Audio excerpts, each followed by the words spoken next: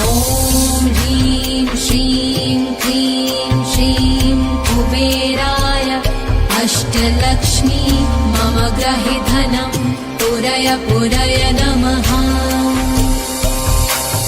ॐ ह्रीं श्रीं क्लीं श्रीं कुबेराय अष्टलक्ष्मी मम गृहे धनं पुरय पुरय नमः। ॐ ह्रीं श्रीं क्लीं श्रीं कुबेराय अष्टलक्ष्मी मम गृहे धनं पुरय पुरय नमः।